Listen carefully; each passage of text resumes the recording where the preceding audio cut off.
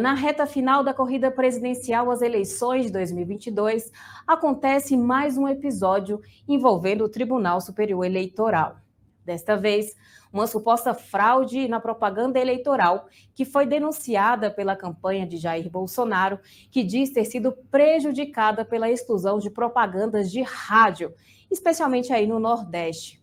O caso ganhou corpo após a campanha de Bolsonaro apresentar provas e o TSE exonerar o servidor que seria responsável pela distribuição de mídias do tribunal.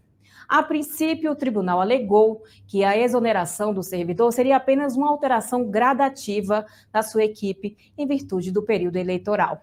Mais tarde, o TSE mudou a versão e disse que exonerou o servidor por reiteradas práticas de assédio moral. Toda essa polêmica levantou inúmeros questionamentos por parte da base governista sobre essa exoneração ser uma espécie de atestado de culpa do TSE no episódio. Ainda na noite de ontem, o ministro Alexandre de Moraes decidiu rejeitar a ação do presidente Jair Bolsonaro sobre as inserções, apontando que a campanha de bolsonarista não cumpriu as suas atribuições antes de apontar uma suposta fraude e agiu com o objetivo de tumultuar o processo eleitoral. O ministro Alexandre de Moraes ainda apontou fragilidade no relatório apresentado pela campanha do presidente e disse que 8 emissoras é um número muito reduzido para justificar a ação. Por isso, trouxemos hoje ao debate do meio-dia em Brasília a advogada eleitoral Isabel Mota e o advogado especialista em liberdade de expressão, André Marcília, para falar sobre as implicações jurídicas do caso e como é que vai funcionar isso aí sobre a decisão de ontem do TSE. Vamos lá, sejam bem-vindos ao debate aqui do meio-dia em Brasília. É um prazer recebê-los e conversar um pouco sobre a questão jurídica aí nesse caso. Boa tarde, também é um prazer para mim, agradecendo mais uma vez o convite e me colocando à disposição para a gente trazer aqui alguns esclarecimentos sobre essa questão, sobre o meu ponto de vista e aprender um pouquinho também aqui com o colega. Obrigado, bom dia a todos também, Isabel, Kis, prazer estar aqui e um bom dia também especial aos seus espectadores e ouvintes. É um prazer recebê-los aqui no Meio Dia em Brasília. E eu já passo esse debate aqui conversando com a doutora Isabel sobre a questão do TSE. Ontem o ministro Alexandre de Moraes falou que não seria uma responsabilidade do TSE fiscalizar a questão da inserção da propaganda eleitoral, mas eu queria avaliar um ponto de vista jurídico sobre o caso. É responsabilidade do TSE ou não é nesse caso?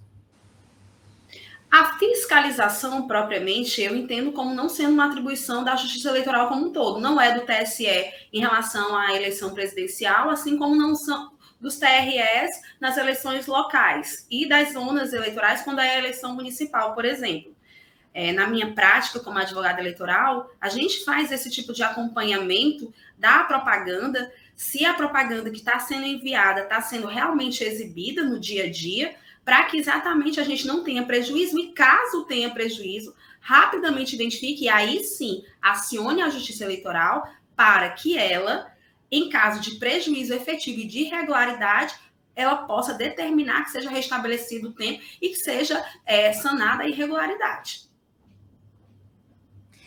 Perfeito. Doutor André, qual a sua visão sobre isso? A visão é a mesma? É responsabilidade do TSE fiscalizar a questão das inserções em rádio? Olha, Kis, eu entendo que essa questão é controversa, né? Enfim, há quem entenda que é a responsabilidade da campanha, há quem entenda que é a responsabilidade do Ministério Público Eleitoral, que, enfim, precisa estar melhor estruturado para isso. Mas o ponto, para mim, nem é de quem é a responsabilidade por fiscalizar o erro, mas o erro ter sido apontado, ter sido levado ao conhecimento do tribunal e ele ter, de forma, entendo eu, bastante superficial, rejeitado tanto a investigação ou, enfim, a sequência dessa questão, quanto decidido de forma, enfim, tanto quanto pouco apurada a respeito disso. No momento em que isso é levado ao Tribunal Superior Eleitoral, aí sim, indubitavelmente a responsabilidade dele nos dá à sociedade uma decisão profunda, robusta sobre o tema e entendo que a decisão de ontem do ministro Moraes não foi nada disso, passou bastante longe disso. Essa é a responsabilidade do tribunal, dar uma decisão robusta, e isso não aconteceu, e aí me parece que de quem é a responsabilidade de fiscalizar fica prejudicado em razão disso. Perfeito. Eu passo a palavra agora para a doutora Isabel para nos dar um parecer em relação a um ponto específico, porque o TSE ele atuou no caso das fake news, né? E ele decidiu atuar de forma bem incisiva, bem direta. Já nesse caso das inserções, que também é algo que vem aí a prejudicar e trazer um certo transtorno para as eleições, ele já não atuou. O TSE pode simplesmente lavar as mãos nesse caso? Não, não pode nem deve. Eu concordo parcialmente com o colega na perspectiva de, a priori, o funcionamento da propaganda em si não é uma atribuição à fiscalização da Justiça Eleitoral. Agora, do ponto de vista de que foi levada uma demanda à Justiça, e toda a demanda deve ser processada e respondida, e a decisão, aí vem a minha discordância, eu não entendo a decisão como uma decisão que não tenha sido robusta. Para mim, a decisão foi atenta aos termos do que foi colocado no pedido. Talvez o Tribunal Superior Eleitoral, através da figura do subscritor da decisão, no caso o ministro Alexandre, que é o ministro-presidente, pudesse ter feito um esclarecimento melhor que satisfizesse não só ao requerimento da coligação requerente, mas também ao clamor social que foi gerado em torno do tema, para que não houvesse dúvida sobre o comportamento da Justiça Eleitoral no caso, e nem a necessidade de comparação com a atuação dela em outros momentos, como é o caso da resolução em relação às fake news. Mas o tribunal realmente não pode se imiscuir dessa responsabilidade, não pode lavar as mãos e muito menos pode deixar sem responder uma demanda que seja levada ao seu conhecimento. No caso, eu entendo que ele respondeu, que ele poderia ter sido mais profundo na sua decisão, sim, mas mesmo assim eu entendo que foi respondido nos termos do requerimento que foi levantado pela coligação que o promoveu. Perfeito. Doutor André, a sua visão sobre esse assunto é a mesma em relação à robustez aí da resposta do ministro Alexandre de Moraes, considerando que foi uma resposta rápida até, né? Na noite de ontem ele já decidiu, todavia ele tenha falado aí que o relatório ainda estava muito frágil, né? Ele apontou que avaliou apenas 8 rádios, quando na verdade o relatório... A campanha, inclusive, emitiu um relatório depois falando que havia outras rádios no anexo com mais informações, que parece que não foi vista. Qual a sua avaliação sobre isso? Bom, se são 8 rádios, se são 2, uma, não importa. Se houve um erro, isso precisa ser enfrentado. Até porque a gente não tem condições de avaliar o impacto que existe nas eleições a respeito da quantidade de votos que vão ser para um lado ou para o outro, quando uma inserção publicitária é feita numa mídia que tem um alcance incontingenciável. É inviável, é impossível saber quanto de votos que são impactados por isso. Então, sem dúvida alguma, sendo uma inserção errada ou sendo uma rádio que não fez a inserção, isso já é, por si, algo que deve ser alvo da avaliação do TSE, sem dúvida alguma, quando o assunto é levado a ele. Não importa se o risco não está na quantidade de rádios ou de inserções, e sim na existência do problema. Essa é a questão que me parece que não foi enfrentada pelo TSE, ou foi enfrentada de forma superficial. Não acho que a decisão foi robusta, ao contrário, vi até na imprensa, confesso que, enfim, me falta verificar isso melhor, mas parece que houve até menção na decisão do Moraes, a citação a sites absolutamente controversos e claramente pendentes a um dos lados. Isso não pode acontecer. Há um clamor social. A fundamentação adequada de uma decisão é uma questão que é constitucional, é um dever constitucional do tribunal e do juiz, e, sem dúvida, como disse bem a colega Isabel, a gente tem um clamor social que não vai se encerrar agora. Não adianta o tribunal dar uma resposta rápida e essa resposta rápida ser insuficiente, porque essa questão voltará após as eleições. Esse mandato pode ser questionado com base na insuficiência da decisão do ministro Moraes Isso é muito ruim, não só para as eleições, mas para a posteridade, para a governabilidade do candidato que eventualmente, do candidato que vai ser eleito. Perfeito. Doutora Isabel, mais um ponto que eu acho que tem sido um dos pontos mais atacados aí, e principalmente os aliados do presidente Jair Bolsonaro têm apontado muito um possível favoritismo aí ao candidato Luiz Inácio Lula da Silva. Esse tipo de decisão pode vir a causar um desequilíbrio na disputa eleitoral ou talvez até incentivar aí um candidato ou outro? Qual a sua avaliação?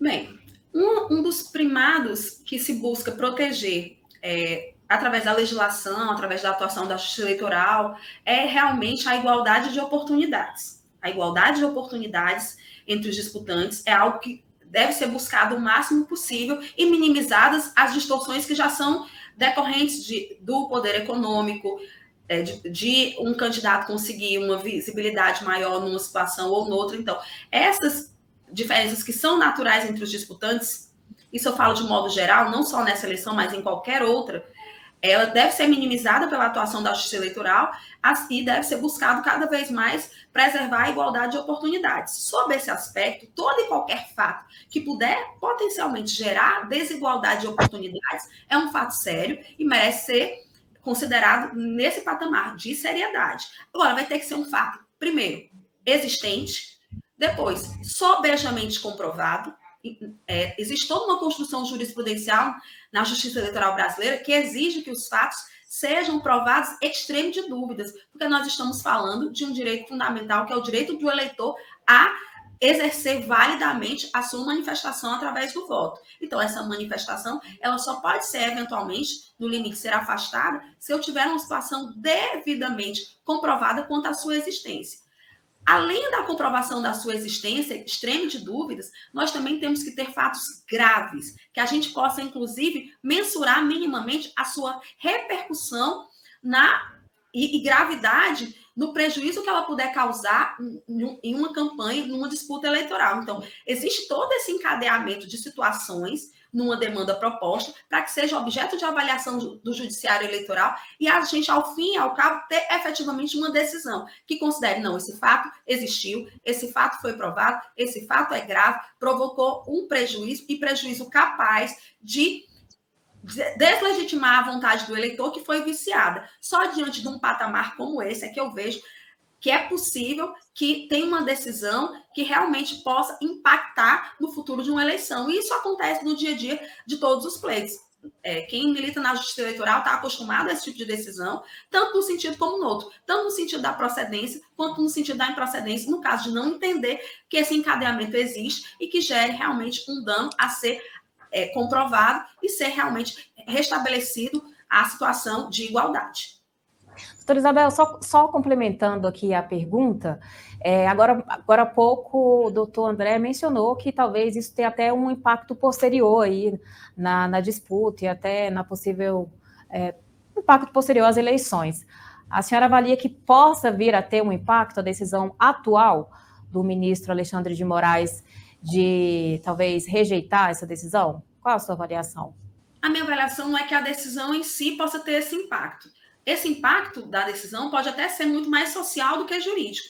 O que eu entendo que pode ter impacto, inclusive gerar desdobramentos para outros questionamentos, é o fato em si. O fato que vem sendo apresentado pela coligação do candidato Jair Bolsonaro é um fato grave que, se devidamente comprovado, inclusive a sua repercussão, é capaz sim de gerar outros desdobramentos, inclusive pós-eleição. Isso sim eu vejo com essa relevância. Agora, o tratamento que a Justiça Eleitoral está dando ainda está acontecendo, ainda está em trâmite. Houve a decisão do ministro, ao que parece, vai haver recurso. Esse recurso terá a chance de ser examinado, inclusive, pelo plenário do Tribunal Superior Eleitoral, que vai reavaliar a questão, inclusive pode até manter a decisão do ministro ou não. O questionamento que foi feito foi distribuído ao ministro porque ele foi do âmbito administrativo.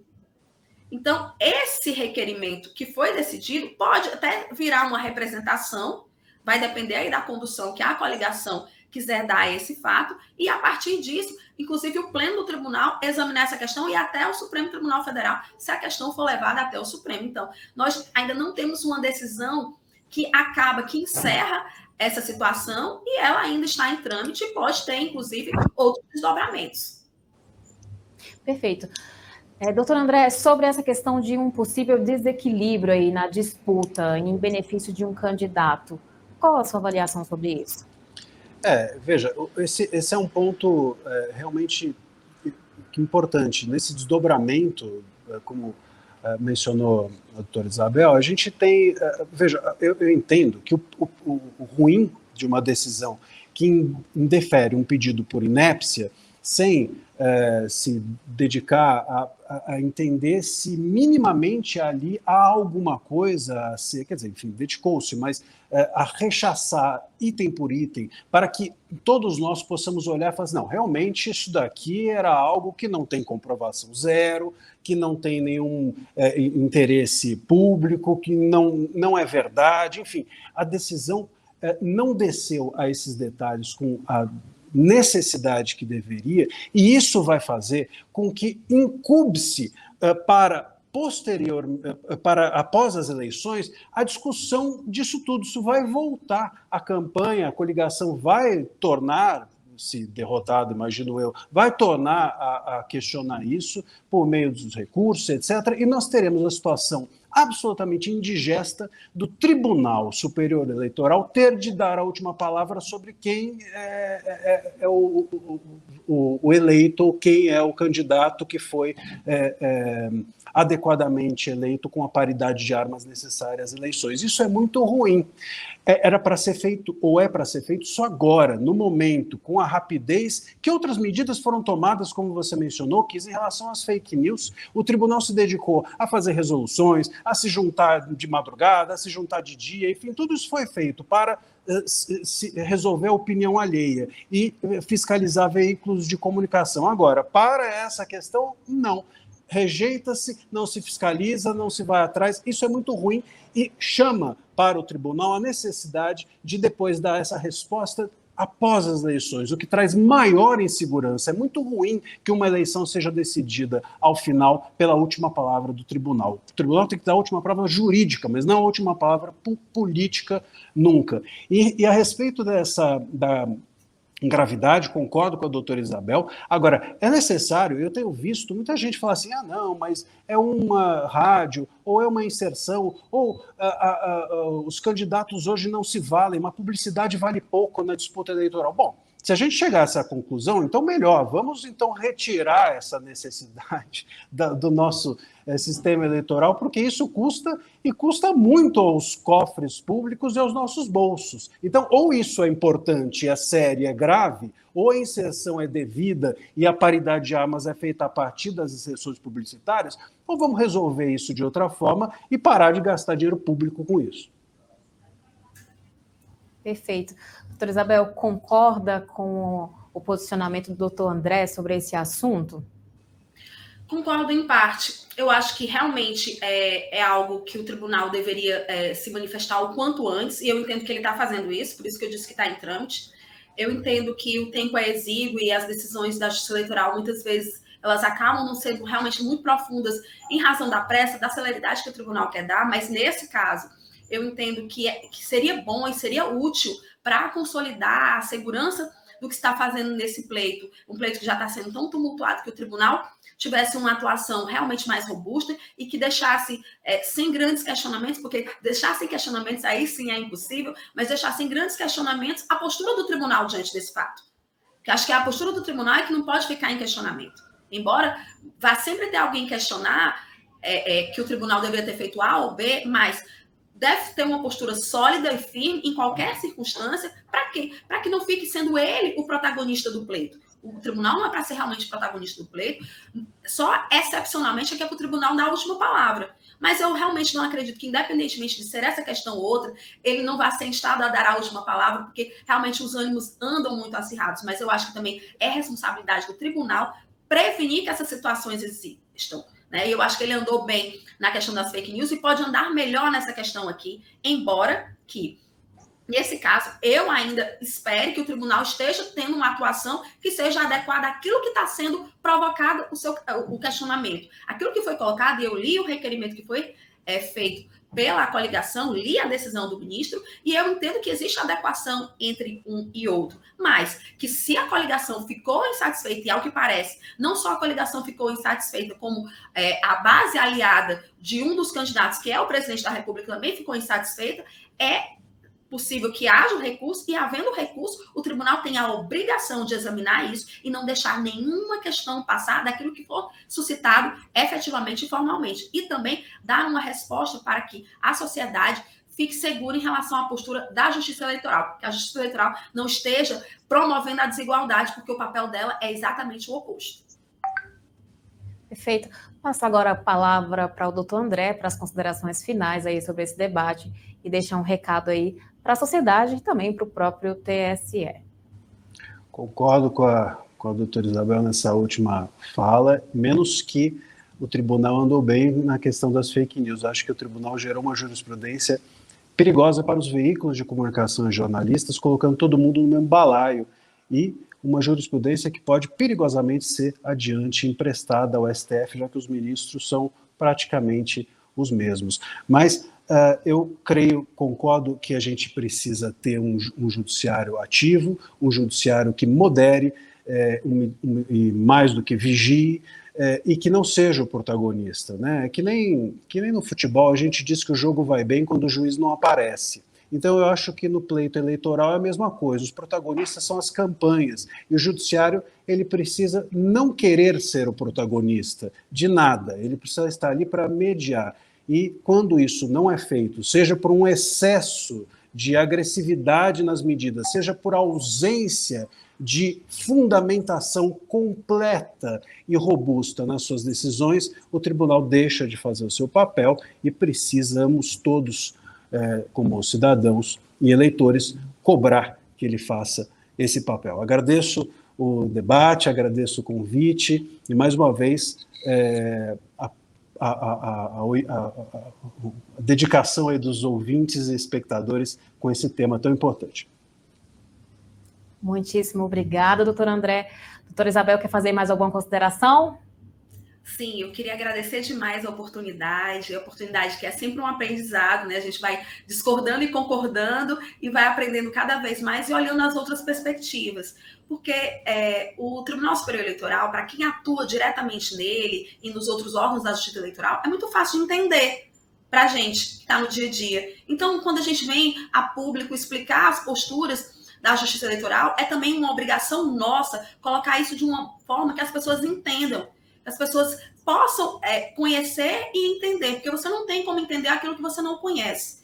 Então, realmente, é sempre uma grande oportunidade estar aqui diante de uma audiência qualificada e querer aqui aprender e também levar ao conhecimento amplo de como é que funciona e como é que a gente está vendo a posição do Judiciário Eleitoral. Eu acho que andou bem o Tribunal Superior Eleitoral, eu acho que era necessário e era urgente, e eu espero que o tribunal continue atuando dessa forma. E fazendo uma analogia aí também com o futebol, né? Realmente é importante que o juiz não seja o protagonista. Eu também gosto muito de futebol, e a gente também realmente, eu concordo que a gente diz que o jogo anda bem quando o juiz não aparece tanto, mas o juiz é fundamental quando ele não deixa passar um lance que é importante. O lance que é importante, o juiz ou a juíza é fundamental que atue nos limites necessários e também respeite toda uma construção doutrinária e jurisprudencial, no caso da Justiça Eleitoral, para que a gente também não tenha uma decisão que seja um extremo que a gente não possa utilizar futuramente em outros casos. Então, esse é o papel da Justiça Eleitoral e eu confio muito no nosso judiciário para continuar fazendo bem esse papel. E muito obrigada pela oportunidade. Boa tarde.